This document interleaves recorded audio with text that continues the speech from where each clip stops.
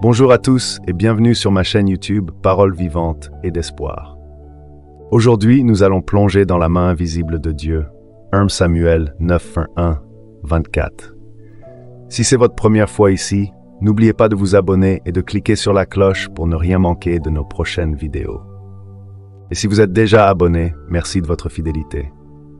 Sans plus attendre, passons directement au sujet du jour. La main invisible de Dieu, 1 Samuel 9, 24. Introduction.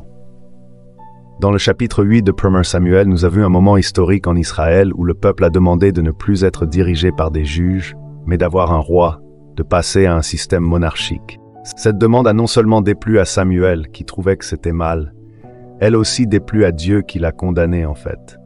Il rejetait Dieu comme roi. Il convoitait ce que les autres nations avaient comme gloire humaine et voulait les imiter. Ils étaient encore une fois en train d'abandonner le culte à l'Éternel pour se tourner vers de faux dieux. Tombés dans l'idolâtrie, Dieu a été d'accord de leur donner ce qu'ils voulaient. Cela faisait partie de son plan. Il les a avertis de la souffrance qui allait venir avec l'établissement d'un roi, mais ils ne l'ont pas écouté. Samuel les a ensuite renvoyés chacun chez soi, en attendant de voir qui Dieu allait désigner comme roi. Nous lirons deux parties du chapitre 9 aujourd'hui. Commençons par 1 Samuel 9, 14. 1. Conduit par un concours de circonstances, 9.5. À des yeux humains, Saül est le candidat idéal. Fils d'un homme puissant et important, homme d'élite, jeune dans 2 10, littéralement en hébreu, de choix. Beau ou littéralement bon, comme l'appréciation que Dieu a fait de sa création dans Genèse 1. Plus que tous les Israélites grands, les dépassaient tous d'une tête. Il faisait naturellement bonne impression sur les gens et était un parfait candidat à être chef de l'armée. Un jour que les ânesses de Chish, son père, se sont égarés, il est envoyé à leur recherche avec son serviteur. Il parcourt un grand territoire, traversant plusieurs régions, sans les retrouver. Une marche d'environ 3 jours, selon ce qu'on apprend plus loin. Je ne sais pas à combien s'élevaient les chances de les retrouver, mais clairement, si Chish les a envoyés, c'est parce qu'ils pensaient que c'était faisable. Mais ce n'était pas leur jour de chance. Rendu près d'une ville du territoire de Tsouf, Saül conclut qu'il vaut mieux s'en retourner au cas où son père s'inquiéterait. Son serviteur l'informe que justement dans cette ville habite un homme de Dieu, important qui peut révéler avec justesse l'avenir, un voyant. Il pourra sûrement les guider sur le bon chemin. En fait, nous réalisons progressivement dans le récit qu'il se trouvait par hasard à Rama, la ville de Samuel. 1 Samuel, Ramathaim Tsophim, Rama de Tsouf. Mais selon les conventions de l'époque, Saül savait qu'il convenait d'offrir un présent à un prophète ou un prêtre en échange de ses services. Saül est perplexe, car il n'a rien à offrir. Mais le serviteur réalise qu'il a justement sous la main un montant qui conviendra, ce qui réjouit Saül. Alors, il se dirige vers la ville.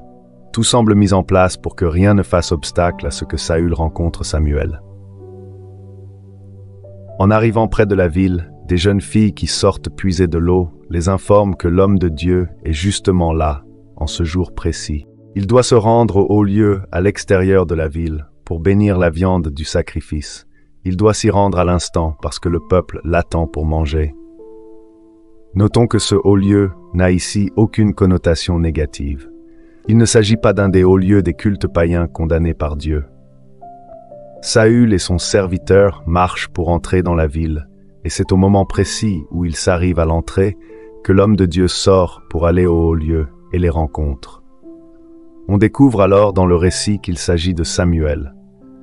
Pour rencontrer par hasard Samuel, il a fallu un concours de circonstances très improbables.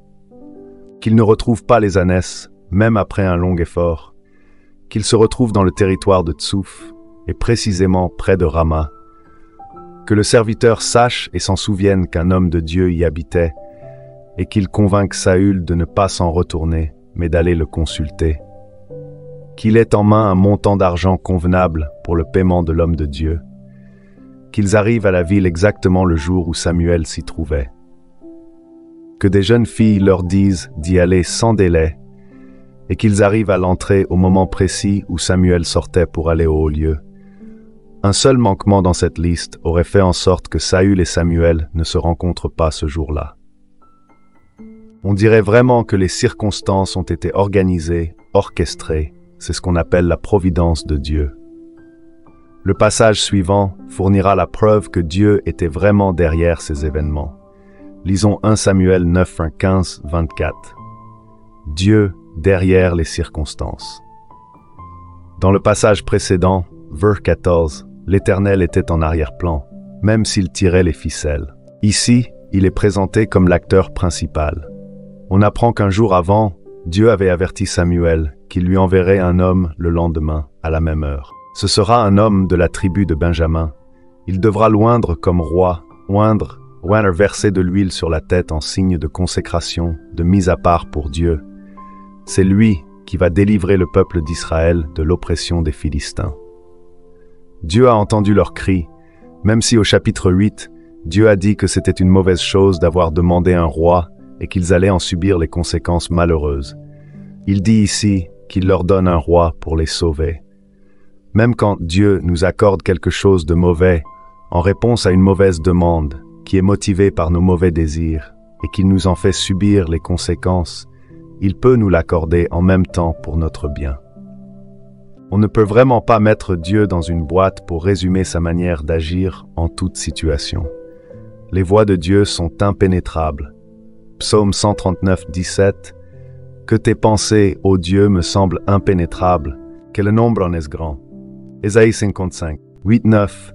Car mes pensées ne sont pas vos pensées, et vos voix ne sont pas mes voix, oracle de l'Éternel. Autant les cieux sont élevés au-dessus de la terre, autant mes voix sont élevées au-dessus de vos voix, et mes pensées au-dessus de vos pensées. Nous ne pouvons que constater qu'il est bien tel qu'il s'est révélé dans Exode 34, 6, 7. L'Éternel, l'Éternel, Dieu compatissant et qui fait grâce, lent à la colère, riche en bienveillance et en fidélité, qui conserve sa bienveillance jusqu'à 1000 générations, qui pardonne la faute, le crime et le péché, mais qui ne tient pas le coupable pour innocent, et qui punit la faute des pères sur les fils et sur les petits-fils, jusqu'à la 3e et à la 4e génération. Le lendemain, au moment où Samuel voit Saül, Dieu lui dit à l'oreille, « Voici l'homme dont je t'ai parlé. » Samuel révèle à Saül qu'il est ce voyant qu'il cherche. Il lui dit de l'accompagner au haut lieu pour manger avec lui. Il pourra partir le lendemain matin. De toute façon, les ânesses ont déjà été retrouvées. Il est vraiment voyant pour révéler cela, sans même que Saül lui ait demandé.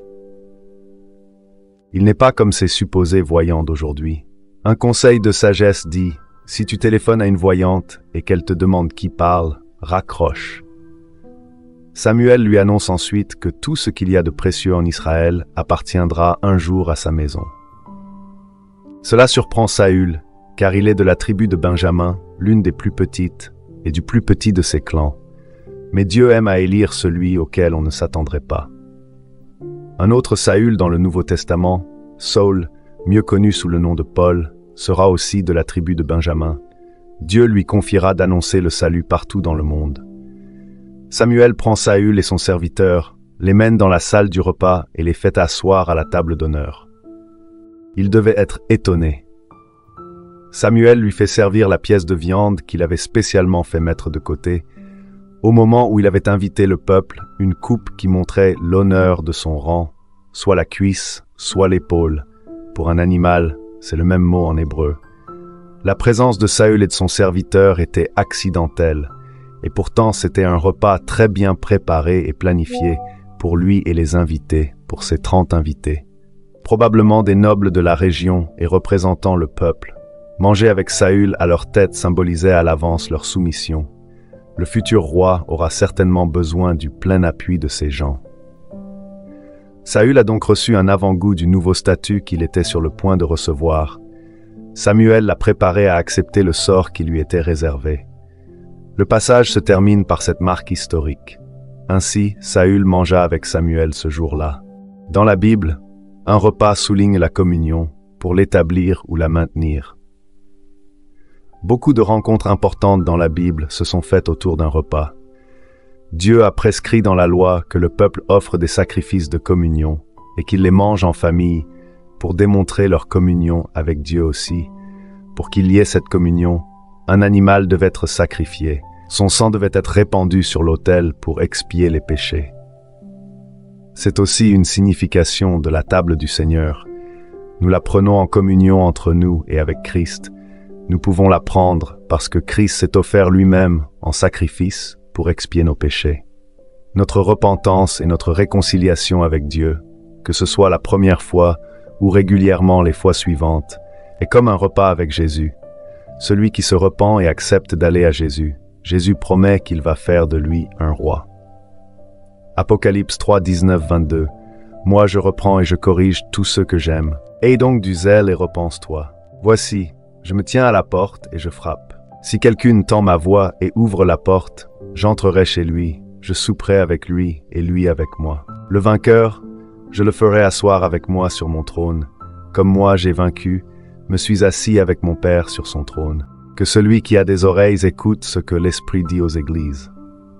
Et au retour de Jésus, nous serons invités au festin de Jésus. Apocalypse 19, 9. Heureux ceux qui sont appelés au festin de noces de l'agneau. Ce sont les paroles véritables de Dieu. Conclusion. Une chose frappante dans le chapitre que nous avons étudié aujourd'hui, c'est de voir la main invisible de Dieu qui conduit tous ces événements. Des événements qui impliquent des objets, des animaux et même des humains. Et en le faisant, Dieu atteint simultanément plusieurs objectifs. Nous n'avons pu relever qu'un petit nombre des buts qu'il visait par cette rencontre entre Saül et Samuel. Je crois qu'il voulait aussi que cette rencontre soit relatée dans la Bible et qu'elle serve à instruire des millions de personnes à travers l'histoire. Des personnes que Dieu a toutes vues et connues à l'avance. Faisons entièrement confiance à Dieu. Reposons-nous sur sa sagesse infinie. Prions-le, consultons-le, sachant qu'il peut conduire toutes choses, grandes et petites. Glorifions-le pour ses œuvres. Romains 11, 33-36.